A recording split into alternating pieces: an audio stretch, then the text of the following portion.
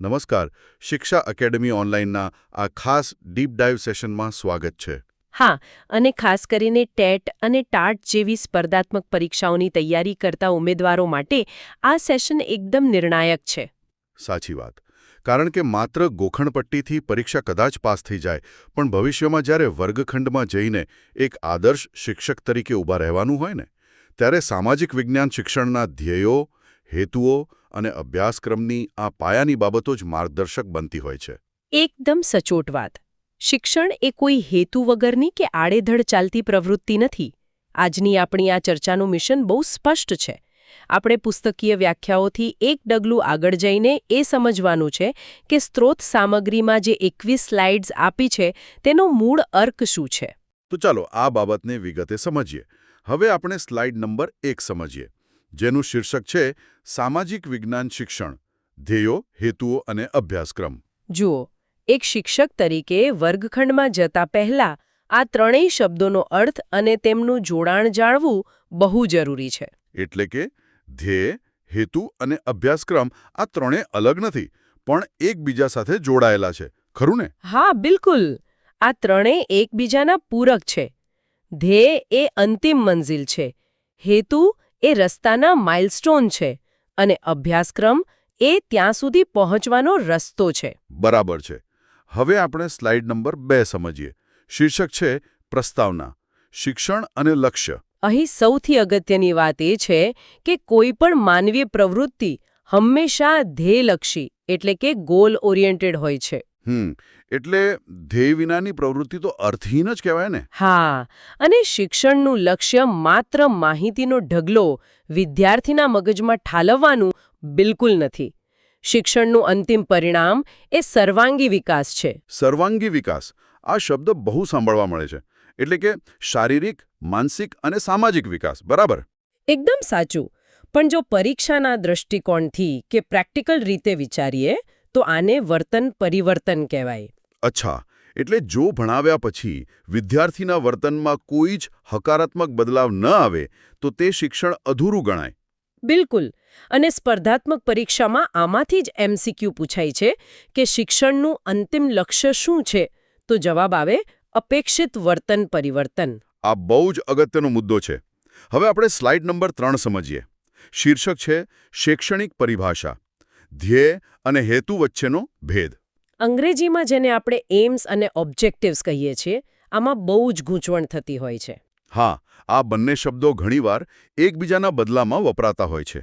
પરીક્ષા ખંડમાં આ તફાવત કેવી રીતે યાદ રાખવો? જુઓ, આ બહુ સરળ છે. કોષ્ટક મુજબ જોઈએ તો ધ્યેય એટલે લાંબા ગાળાનું વિઝન અને હેતુ એટલે ટૂંકા ગાળાના લક્ષ્યાંકો. એટલે જો વ્યાપની દૃષ્ટિએ જોઈએ તો ધ્યેય બહુ વિશાળ હોય છે, જે કદાચ આખું શાળા જીવન પૂરું થાય ત્યારે સિદ્ધ થાય. હા, અને હેતુ સીમિત હોય છે. એક તાસ કે એક પાઠ ભણાવ્યા બાદ તરત જ સિદ્ધ થઈ શકે. તો બીજો તફાવત માપનનો હશે ને? એકદમ સાચું. ધ્યેયનું માપન બહુ મુશ્કેલ છે, પણ હેતુઓને વર્તન પરિવર્તનથી સ્પષ્ટ માપી શકાય છે. એટલે ઉદાહરણ તરીકે માનવ સમજની ખીલવણી કરવી એ ધ્યેય છે, પણ નકશા દોરવાનું કૌશલ્ય એ હેતુ છે. બિલકુલ. નકશો દોરતા આવડ્યો કે નહીં તે શિક્ષક 45 મિનિટના તાસ પછી તરત માપી શકે છે. આ ભેદ હવે એકદમ સ્પષ્ટ છે. હવે આપણે સ્લાઇડ નંબર 4 સમજીએ. શીર્ષક છે સામાજિક વિજ્ઞાન શિક્ષણના વ્યાપક ધ્યેયો ભાગ 1. અહીં આપણે કેટલાક વ્યાપક ધ્યેયોની વાત કરવાની છે, જેમ કે જ્ઞાન પ્રાપ્ત કરવું.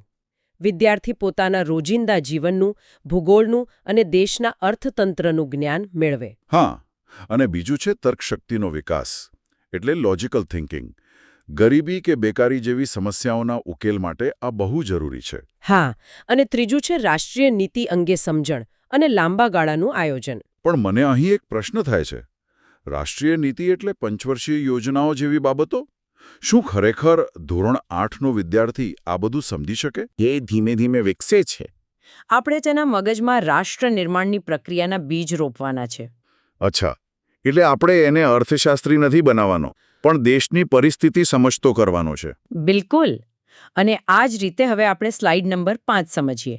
સામાજિક વિજ્ઞાન શિક્ષણના વ્યાપક ધ્યેયો ભાગ 2. આમાં નૈતિક ભાવનાના વિકાસની વાત છે, ખાસ કરીને ગાંધીજીના મૂલ્યો. હા, સાદાઈ, શ્રમ, સમાનતા. આજના ભૌતિકવાદી સમયમાં આ મૂલ્યોની પ્રસ્તુતતા સૌથી વધુ છે. સાચી વાત છે.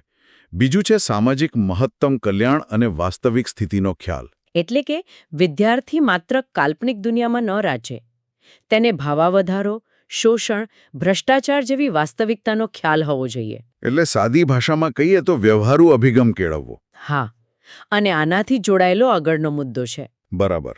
તો હવે આપણે સ્લાઇડ નંબર 6 સમજીએ. શીર્ષક છે સામાજિક વિજ્ઞાન શિક્ષણના ધ્યેયો ભાગ 3 આર્થિક અને વ્યવહારિક. અહીં વ્યવહારિક સમસ્યાઓ ઉકેલવાની વાત છે. દાખલા તરીકે ભૌગોલિક પરિસ્થિતિ મુજબ ખોરાક અને પોશાક કેમ બદલાય છે તે સમજવું. અને મને આમાં સૌથી રસપ્રદ મુદ્દો એ લાગ્યો કે યોગ્ય ઉપભોક્તા બનવું એટલે કે આદર્શ ગ્રાહક બનવું. હા, વિદ્યાર્થી ભવિષ્યમાં પોતાનું બજેટ બનાવતા શીખે, વસ્તુની ગુણવત્તા પારખે અને છેતરાયા વગર નાણાંનો યોગ્ય ઉપયોગ કરે. આજના ઓનલાઈન શોપિંગના જમાનામાં તો આ બહુ જ પ્રેક્ટિકલ વાત છે. ખરેખર. અને તો જ તે રાષ્ટ્રીય આવક અને વૃદ્ધિ સમજી શકશે. અને અંતિમ લક્ષ્ય એટલે કે રાષ્ટ્રીય જીવન ધોરણ ઉચ્ચ બનાવવામાં ફાળો આપી શકશે. ખૂબ સરસ. હવે આપણે સ્લાઇડ નંબર 7 સમજીએ. શીર્ષક છે સામાજિક વિજ્ઞાન શિક્ષણના ધ્યેયો ભાગ 4 નાગરિકતા અને વારસો. એક સારો નાગરિક એ જ છે જે પોતાના હક્કો અને ફરજો પ્રત્યે જાગૃત હોય. હા, અને આમાં એક બહુ જ અગત્યનો મુદ્દો છે જાહેર ખર્ચની સમજ અને જાહેર મિલકતનું રક્ષણ. હા, અને આ ગુણ શાળા કક્ષાએથી જ રોપવો પડે. પણ બાળકોને ખરેખર સરકારી ખર્ચની કે બજેટની શું ખબર પડે? બાળકોને આંકડા ખબર ન હોય, પણ જો તેઓ શાળાની બેન્ચ કે લાઇબ્રેરીના પુસ્તકોને પોતાની મિલકત સમજીને સાચવતા નહીં શીખે, તો મોટા થઈને સરકારી બસ કે ટ્રેનનું રક્ષણ કેવી રીતે કરશે? અરે વાહ, આ બહુ જ ઊંડી વાત કરી તમે. શાળાનો વર્ગખંડ જ દેશનું પ્રતિબિંબ છે. બિલકુલ. અને આ સાંસ્કૃતિક વારસો જાળવવાની ભાવનાથી જ વિશ્વ બંધુત્વ અને માનવ સમાજનું ઘડતર થાય છે. તો હવે આ બધી મોટી મોટી વાતોને વર્ગખંડમાં કેવી રીતે લાગુ પાડવી? હવે આપણે સ્લાઇડ નંબર 8 સમજીએ. શીર્ષક છે રૂપાંતરણ પ્રક્રિયા હેતુઓથી વર્તન પરિવર્તન સુધી. આ બાબતનું મોટું ચિત્ર જોઈએ તો લેસન પ્લાન એટલે કે પાઠાયોજનમાં આ પ્રક્રિયા બહુ અગત્યની છે. ટીઈટી માટે તો આ સ્લાઇડ સૌથી વધુ આઈએમપી છે. હા, આ એક આખો પ્રવાહ છે ને. સામાન્ય હેતુઓથી શરૂ કરીને વિશિષ્ટ હેતુઓ અને છેલ્લે અપેક્ષિત વર્તન પરિવર્તન. સાચું. સામાન્ય હેતુઓ સીધા માપી શકાતા નથી. તેમાંથી વિશિષ્ટ હેતુઓ બને છે જે એક તાસના અંતે પ્રાપ્ત થાય છે. અને આ વિશિષ્ટ હેતુઓનું પરિણામ એટલે અપેક્ષિત વર્તન પરિવર્તન જે સ્પષ્ટ હોય અને માપી શકાય તેવું હોય. હા, હવે આપણે આ વિશિષ્ટ હેતુઓને બ્લૂમની ટેક્સોનોમીના સંદર્ભમાં સમજવાના છે. ચોક્કસ. હવે આપણે સ્લાઇડ નંબર 9 સમજીએ. શીર્ષક છે વિશિષ્ટ હેતુ 1 જ્ઞાન પ્રાપ્ત કરવું, જેને નોલેજ કહેવાય છે. પાયાનું જ્ઞાન એટલે વિદ્યાર્થી લોકશાહી, સમાજવાદ જેવા ખ્યાલો અને અર્થતંત્રના પ્રકારોથી પરિચિત થાય. તો આનું અપેક્ષિત વર્તન કેવું હોય? વિદ્યાર્થી ખ્યાલોની યાદી કરી શકે, સાચી વ્યાખ્યા આપી શકે અને ઐતિહાસિક ઘટનાઓ ઓળખી શકે. એટલે જો પરીક્ષામાં પ્રશ્ન પૂછાય કે વિદ્યાર્થી વ્યાખ્યા આપે છે તો આ કયો હેતુ છે? તો જવાબ આવશે જ્ઞાન, કારણ કે અહીં ફક્ત ગોખેલી કે યાદ રાખેલી માહિતી પાછી આપવાની વાત છે. બરાબર. હવે આપણે સ્લાઇડ નંબર 10 સમજીએ. વિશિષ્ટ હેતુ 2 સમજ કેળવવી એટલે કે અન્ડરસ્ટેન્ડિંગ. માત્ર ગોખણપટ્ટી નહીં, પણ ચિરસ્થાયી શિક્ષણ. આર્થિક સમસ્યાઓના કારણો સમજવા કે ભૌગોલિક આગાહી કરવી. આ જ્ઞાન કરતાં એક ડગલું આગળ છે. હા, અહીં અપેક્ષિત વર્તન એ છે કે વિદ્યાર્થી પાયાના ખ્યાલોનો અર્થ પોતાના શબ્દોમાં આપી શકે. હા, આ પોતાના શબ્દોમાં ઉદાહરણ આપવું એ બહુ મોટી વાત છે. બિલકુલ. અને બે ખ્યાલો વચ્ચે ભેદ પારખી શકે, જેમ કે સમાજવાદ અને સામ્યવાદ વચ્ચેનો તફાવત સમજાવે, તો એને સમજ કેળવી કહેવાય. સમજાયું. હવે આપણે સ્લાઇડ નંબર 11 સમજીએ. શીર્ષક છે વિશિષ્ટ હેતુ 3 જ્ઞાનનો ઉપયોગ, જેને એપ્લિકેશન કહેવાય. જો મેળવેલ જ્ઞાન વ્યવહારમાં ઉપયોગમાં ન આવે તો તે નિરર્થક છે. સાચી વાત. ભૂતકાળ પરથી વર્તમાનના ઉકેલ શોધવા. હા, અને રોજબરોજની ઘટનાઓ પાછળના પરિબળો સમજવા આ ઉચ્ચ કક્ષાનું બૌદ્ધિક કૌશલ્ય છે. એટલે નવી પરિસ્થિતિમાં પ્રાપ્ત જ્ઞાનનો વિનિયોગ કરવો. એકદમ સાચું. ઇતિહાસમાં ભણેલી ભૂલો પરથી શીખીને આજના સમયમાં સાચા નિર્ણય લેવા એ જ્ઞાનનો ઉપયોગ જ છે. હવે આપણે સ્લાઇડ નંબર 12 સમજીએ. વિશિષ્ટ હેતુ 4 કૌશલ્યનો વિકાસ. જેને સ્કિલ ડેવલપમેન્ટ કહે છે. આમાં આલેખ, આકૃતિ, નકશા તૈયાર કરવા અને માહિતીનું પૃથક્કરણ એટલે કે એનાલિસિસ કરવાનો સમાવેશ થાય છે. સમયરેખા કે ટાઈમલાઈનનો ઉપયોગ કરવો એ પણ કૌશલ્ય જ છે ને? હા, જો વિદ્યાર્થી સચોટ નકશા દોરી શકે, કોઈ ઐતિહાસિક માહિતીમાંથી ખામીઓ શોધી શકે કે વર્ગીકરણ કરી શકે તો એ અપેક્ષિત વર્તન પરિવર્તન છે. એટલે નકશાપૂર્તિનું કામ એ કૌશલ્યનું શ્રેષ્ઠ ઉદાહરણ છે. બિલકુલ. હવે આપણે સ્લાઇડ નંબર 13 સમજીએ. આંતરિક ઘડતર, માનસિક શક્તિઓ અને હકારાત્મક વલણ. અહીં માનસિક શક્તિઓની વાત છે. તર્ક, નિર્ણય શક્તિ, ચિંતન અને અવલોકન. હા, અને સાથે રસ, વલણ અને અભિરુચિની પણ વાત છે, જેને અંગ્રેજીમાં એટીટ્યુડ એન્ડ એપ્ટિટ્યુડ કહેવાય. એટલે વિદ્યાર્થીઓ સારા લેખો વાંચે, ઐતિહાસિક સ્થળો જોવા જાય. પણ મને અહીં એક પ્રશ્ન એ થાય છે કે કોઈનો પર્સનલ શોખ વર્ગખંડનું ભણતર કેવી રીતે બની શકે? જુઓ, ટિકિટ કે સિક્કા સંગ્રહની વાત કરીએ તો ન્યુમિસ્મેટિક્સ એટલે સિક્કાશાસ્ત્ર. જ્યારે બાળક જૂનો સિક્કો હાથમાં લે છે ત્યારે તે રાજાનો પહેરવેશ, લિપિ અને આર્થિક સ્થિતિ વિશે જાતે જ શીખે છે. અરે વાહ! ગોખણપટ્ટી વિના આખો ઇતિહાસ ભણાવવાની આ તો અદ્ભુત રીત છે. હા, શોખ એ શિક્ષણનું બહુ મોટું માધ્યમ છે. હવે આપણે સ્લાઇડ નંબર 14 સમજીએ. આધુનિક સંદર્ભ, માધ્યમિક કક્ષાએ વિશિષ્ટ હેતુઓ. એટલે કે સેકન્ડરી લેવલ પર ધોરણ 8 થી 10ના વિદ્યાર્થીઓ માટે. સમય સાથે સમાજ બદલાય એટલે અભ્યાસક્રમ પણ બદલાય. હવે 20મી સદીનું રાષ્ટ્ર નિર્માણ અને માનવ અધિકારોની વાતો ભણાવવામાં આવે છે. અને આર્થિક ઉદારીકરણ અને વૈશ્વિકરણ એટલે કે ગ્લોબલાઇઝેશન વિશે પણ માહિતી અપાઈ છે. ગ્રાહક જાગૃતિ તો આપણે પહેલા જ જોઈ. હા, અને પરીક્ષાલક્ષી નોંધ તરીકે એ યાદ રાખવું કે આપત્તિ વ્યવસ્થાપન એટલે કે ડિઝાસ્ટર મેનેજમેન્ટનો નવો ઉમેરો થયો છે. સાચી વાત. આજના સમયની એ માંગ છે. હવે આપણે સ્લાઇડ નંબર 15 સમજીએ. પાયાનું માળખું, શિક્ષણની ત્રિધ્રુવી પ્રક્રિયા. આ જ્હોન ડ્યુઈનો બહુ જ પ્રખ્યાત સિદ્ધાંત છે. પહેલા એવું મનાતું કે શિક્ષણ દ્વિધ્રુવી છે, એટલે કે માત્ર શિક્ષક અને વિદ્યાર્થી. પણ હવે તે ત્રિધ્રુવી એટલે કે ટ્રાયપોલર બની ગયું છે. હા, આ 3 ધ્રુવો છે. શિક્ષક જે માર્ગદર્શક છે, વિદ્યાર્થી જે કેન્દ્રબિંદુ છે અને અભ્યાસક્રમ જે માધ્યમ છે. હા, એટલે અભ્યાસક્રમનું વિશેષ મહત્વ છે, કારણ કે તે ધ્યેયોને આકાર આપે છે. તે એક પુલ જેવું કામ કરે છે. બિલકુલ. અને આ મુદ્દો MCQ માટે ખૂબ અગત્યનો છે.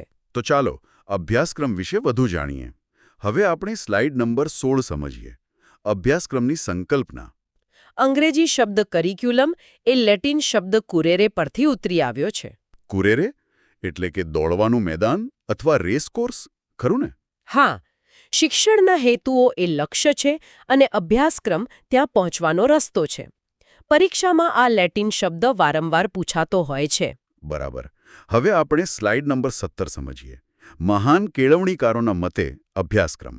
અહીં અલગ અલગ વ્યાખ્યાઓ છે. ફ્રોબેલ કહે છે કે તે માનવજાતિના સંપૂર્ણ જ્ઞાનનો આદર્શ સાર છે. સ્પિયર્સના મતે તે સંપૂર્ણ શૈલેય જીવનનું પ્રતિનિધિત્વ કરે છે. પણ મને કનિંગહામની વ્યાખ્યા બહુ રસપ્રદ લાગી. તેઓ અભ્યાસક્રમને કલાકારના હાથમાં સાધન કહે છે. હા, આ મોસ્ટ IMP વ્યાખ્યા છે. કલાકાર એટલે શિક્ષક, સાધન એટલે અભ્યાસક્રમ, સામગ્રી એટલે વિદ્યાર્થી અને કલા મંદિર એટલે શાળા. એટલે શિક્ષકરૂપી શિલ્પી વિદ્યાર્થીરૂપી માટીને અભ્યાસક્રમરૂપી સાધનથી ઘાટ આપે છે. અદ્ભુત. ખરેખર. હવે આપણે સ્લાઇડ નંબર 18 સમજીએ. અભ્યાસક્રમનો વિશાળ અને વ્યાપક અર્થ. આપણે ઘણીવાર પાઠ્યક્રમ એટલે કે સિલેબસ અને અભ્યાસક્રમ એટલે કે કરિક્યુલમને એક જ માની લઈએ છે. એ જ તો મોટી ભૂલ છે. સિલેબસ બહુ સીમિત છે, માત્ર પાઠની યાદી છે, જ્યારે અભ્યાસક્રમનો વ્યાપ બહુ મોટો છે. એટલે કે વર્ગખંડનું શિક્ષણ વત્તા શાળાની અન્ય તમામ પ્રવૃત્તિઓ. હા, રમતગમત, પુસ્તકાલય, પ્રવાસ, સાંસ્કૃતિક કાર્યક્રમો, સમાજ સેવા આ બધું જ અભ્યાસક્રમ છે. એટલે શાળામાં પ્રવેશ્યાથી લઈને બહાર નીકળવા સુધીનો દરેક અનુભવ. હવે આપણે સ્લાઇડ નંબર 19 સમજીએ. સામાજિક વિજ્ઞાનમાં અભ્યાસક્રમનું મહત્વ. આ વ્યાપક અભ્યાસક્રમ જ રાષ્ટ્રીય એકતા વિકસાવવા અને સર્વાંગી વિકાસ માટે જરૂરી છે. અને વય કક્ષા પ્રમાણે શિક્ષણ પૂરું પાડે છે. 5મા ધોરણ અને 10મા ધોરણ માટે અલગ અલગ આયોજન. હા, ભવિષ્યના શિક્ષક માટે આ વાર્ષિક આયોજન બનાવવામાં અને મુશ્કેલીઓની જાણકારી મેળવવામાં ખૂબ મદદરૂપ થાય છે. તો એક સારો અભ્યાસક્રમ કેવો હોવો જોઈએ? હવે આપણે સ્લાઇડ નંબર 20 સમજીએ. સારા અભ્યાસક્રમના આવશ્યક લક્ષણો અથવા સિદ્ધાંતો ભાગ 1. સારો અભ્યાસક્રમ જીવનલક્ષી હોવો જોઈએ, જે ભવિષ્યમાં ઉપયોગી થાય. તેનો નિશ્ચિત સમય હોવો જોઈએ, બહુ લાંબો કે ટૂંકો નહીં. અને યોગ્ય વર્તન ઘડનાર હોવો જોઈએ, જે વિદ્યાર્થીને સારો નાગરિક બનાવે. સાથે જ તે ક્રિયાશીલ હોવો જોઈએ, હાથ અને મગજનો સમન્વય. ક્રિયાશીલતા એટલે પ્રવૃત્તિઓ દ્વારા શિક્ષણ, જેને આપણે લર્નિંગ બાય ડુઈંગ કહીએ છીએ. બરાબર ને? એકદમ સાચું. જાતે કરેલી પ્રવૃત્તિ લાંબો સમય યાદ રહે છે. હવે આપણે છેલ્લી સ્લાઇડ નંબર 21 સમજીએ. સારા અભ્યાસક્રમના આવશ્યક લક્ષણો અથવા સિદ્ધાંતો ભાગ 2. અભ્યાસક્રમ જડ નહીં, પણ પરિવર્તનશીલ હોવો જોઈએ. સમય અને જરૂરિયાત મુજબ બદલાવો જોઈએ. અને આમાં એક બહુ જ અગત્યનું શબ્દ છે અનુબંધ, જેને આપણે કોરિલેશન કહીએ છીએ. હા, અનુબંધ એટલે અન્ય વિષયો સાથે ગાઢ સંબંધ. દાખલા તરીકે, ઇતિહાસ ભણાવતી વખતે તે પ્રદેશની ભૂગોળની પણ ચર્ચા કરવી. અચ્છા, એટલે વિષયોને એકબીજા સાથે જોડીને ભણાવવા. બિલકુલ. અને સાથે જ સર્વગ્રાહી વ્યાપ હોવું જોઈએ, જે ઘરથી લઈને વિશ્વ સુધી વફાદાર બનાવે. અને આધુનિક અભિગમ, જેમાં નવીનતમ બાબતોનો સમાવેશ હોય. ખૂબ સરસ રીતે તમે આખા વિષયનું વિશ્લેષણ કર્યું. તો આજે આપણે જોયું કે સારા હેતુઓ અને જીવંત અભ્યાસક્રમથી જ ભવિષ્યના આદર્શ નાગરિકો તૈયાર થાય છે. બિલકુલ. શિક્ષક પાસે આ વિઝન સ્પષ્ટ હશે તો શિક્ષણ ક્યારેય બોજારૂપ નહીં બને. સાચી વાત. પણ આ બધું સમજ્યા પછી સ્પર્ધાત્મક પરીક્ષાની તૈયારી કરતા આપણા ભવિષ્યના શિક્ષકો માટે મારો એક વિચારવાલાયક પ્રશ્ન છે. આપણે જોયું કે અભ્યાસક્રમમાં નૈતિકતા અને મૂલ્યોની બહુ મોટી વાતો છે. પણ શું વર્તમાન સમયના માત્ર ગુણ અને ટકાવારી આધારિત સ્પર્ધાત્મક માહોલમાં સાચા અર્થમાં વિદ્યાર્થીઓનું વર્તન પરિવર્તન માપી શકાય છે ખરું? આ ખરેખર વિચારવા જેવી બાબત છે. હા, અને જ્યારે તમે ખુદ ભવિષ્યમાં શિક્ષક બનીને વર્ગખંડમાં જશો, ત્યારે તમારો મુખ્ય ઉદ્દેશ માત્ર પુસ્તક ભણાવવાનો હશે કે પછી સાચા અર્થમાં વિદ્યાર્થીનું વર્તન ઘડવાનો? આ વિશે જરૂર વિચારજો. શિક્ષા એકેડમી ઓનલાઈનના આ ડીપ ડાઇવ સેશનમાં આજે આટલું જ. આવનારી પરીક્ષાઓ માટે સૌને ખૂબ ખૂબ શુભેચ્છાઓ. આગળના ડીપ ડાઇવમાં મળીશું.